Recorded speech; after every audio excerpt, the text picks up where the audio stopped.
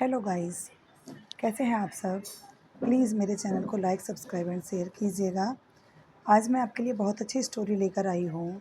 एक नव दंपत्ति होती है, बहुत ही खुशहाल उनकी ज़िंदगी चल रही होती है और बहुत खुशी से वो रह रहे होते हैं, क्योंकि लड़के के भी फैमिली नहीं होती, तो दोनों हस्बैंड वाइफ ही एक साथ रहते हैं। अब होता क्या है कि खुशनुमा ज़िंदगी में उनके अ, लड़की के भाई की शादी होने वाली होती है, तो वो अपनी बहन को बुलाता है, लेकिन बहन उस समय 4 महीने की प्रेग्नेंट होती है।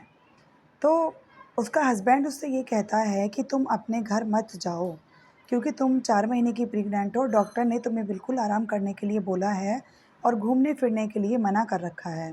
लेकिन वो नहीं मानती, तो और नाराज़ होकर अंदर कमरे में चली जाती है। तो वो अपनी मम्मी को फ़ोन करती है कि मम्मी, मेरे हस्बैंड मुझे शादी में आने के लिए मना कर रहे हैं।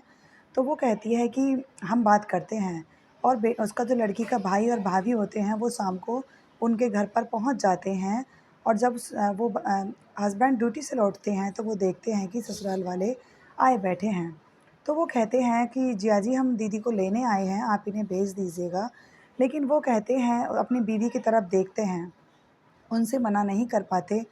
तो वो उसको 1000 रुपए जेब में से निकाल कर देते हैं और एटीएम कहते हैं कि तुम्हें कोई प्रॉब्लम हो तो ये पैसे इसमें से और निकाल कर ले जाना। लड़की उन पैसों को लेकर मुस्कुराते हुए हस्बैंड की रज़ामंदी समझकर चली जाती है।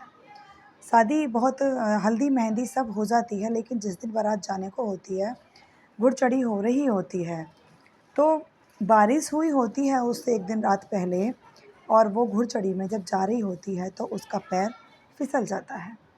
पैर फिसलने पर उसको बहुत तेज़ पेट में दर्द होता है। सभी उसको लेकर डॉक्टर के यहाँ पर भागते हैं, और जब उसे डॉक्टर के यहाँ लेकर जाते हैं तो डॉक्टर अ, वहाँ पर फिर अंदर लेकर जाता है उसको, लेडी को। तो इधर उसके हस्बैंड को फ़ोन कर दिया जाता है। बाकी सभी रस्में लगातार होती रहती हैं, बारात चली जाती है। इधर वो हस्बैंड और वाइफ ही हॉस्पिटल में रह जाते हैं। तो डॉक्टर आता है 1 घंटे के बाद, बोलता है कि आई एम सॉरी, हम आपके बच्चे को नहीं बचा सके। इस पर वो बीवी बहुत फूट-फूट कर रो रही होती है, लेकिन उसका हस्बैंड उससे बोलता है, कोई बात नहीं, शायद भगवान को यही मंज़ूर था और तुम परेशान मत हो। लेकिन वो इस बात के गिल्ट में थी उसकी वाइफ़ कि इन्होंने मुझसे बहुत मना किया था, लेकिन मैं नहीं मानी। बहुत गिल्ट में वो रहती है। उसके बाद वो हॉस्पिटल से छुट्टी कराकर अपने घर अपनी वाइफ़ को ले जाता है, शादी की सारी रस्में निपटा कर। फिर उसके हस्बैंड के घर पर मतलब आते हैं उसके मम्मी-पापा, भैया-भाभी, और आकर उसके हाल-चाल पूछते हैं। तो वो रोने लगती है, कहती है, मम्मी, मैंने इनकी बात नहीं मानी और मेरा बच्चा चला गया। फिर भी वो उनका पति कुछ नहीं कहता। वो कहती है कि शायद इन्होंने मुझे अभी माफ़ भी नहीं किया है, बहुत चुपचाप से रहते हैं।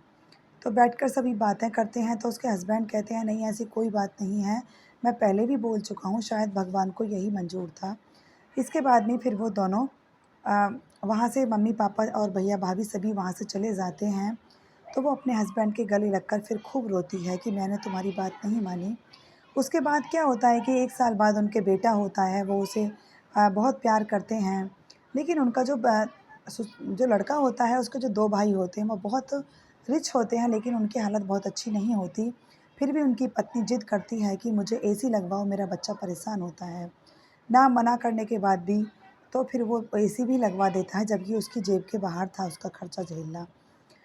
जितनी भी वो चीज़ें कहती है उसमें से 50% उसके हस्बैंड उसके लिए लाने की कोशिश करते हैं, लेकिन उसके बाद भी उनके फिर एक बेटी और हो जाती है। तो पैसे की कमी के कारण दोनों में बहुत झगड़े होने लगते हैं। तो लड़की अपने पेरेंट्स को बुला लेती है और फिर उन उन दोनों में कहा-सुनी होती है, तो उसका पति उसको एक थप्पड़ गाल पर लगा देता है, जो कि गाल पर छप जाता है। और उसके मम्मी-पापा कहते हैं, पता नहीं पीछे कितना जुल्म करता होगा, और वो अपनी बेटी को कहकर ले जाते हैं।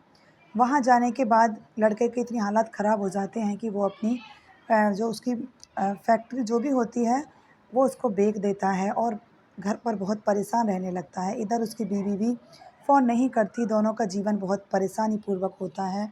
एक दिन ऐसा आता है कि लड़का को एक दुबई का ऑफ़र मिलता है, तो वो दुबई में चला जाता है, लेकिन उसे हर पल अपनी बीवी बच्चों की याद आती रहती है। इधर भाभी ने भी अपनी ननंद को नौकरानी बना लिया होता है। जब भी वो खर्चे के पैसे मांगती तो वो 4-6 बातें उसको उल्टी-सीधी सुना देती है। वो भी अपने पति को पल-पल याद करके रोती रहती है। एक दिन फिर उसके पति को ये लगता है कि मुझे अपने बच्चों से मिलना चाहिए। उधर वो बीवी हर पल फ़ोन नंबर भी मिलाती है तो वो फ़ोन हमेशा बंद जाता है। तो उसका हस्बैंड फ़्लाइट पकड़ के आते हैं एक दिन सुबह को, जब उनकी बीवी रो रही होती है, दिवाली के पास का वक़्त होता है, तो उनके हस्बैंड आते हैं। जैसे ही वो दरवाज़ा खोलते हैं, वो अपने पति से खूब गले लिपट कर रोती है और कहती है कि मेरी ही गलती थी, मेरे को इस तरह से आपके साथ झगड़ा करके अपने घर नहीं आना चाहिए था। वो भी उसके माथे को अपनी बीवी को चूमता है और अपने बच्चों को गले लगाता है और बड़े गर्व से वो अपनी भैया भाभी से कहती है, थैंक यू भैया भाभी, आपने मेरा साथ दिया और अब मैं अपने घर जा रही हूँ। और दोनों अपने घर आ जाते हैं और खुशी-खुशी रहने लगते हैं। देखिए, जीवन में अगर पति-पत्नी के कोई भी मनमुटाव आता है तो एक रात को बीतने का इंतज़ार करें और अपने झगड़े को खुद ही सुलझाएँ, इसमें किसी तीसरे को ना लाएँ। Thank you and have a nice day. Please subscribe my channel. Thank you.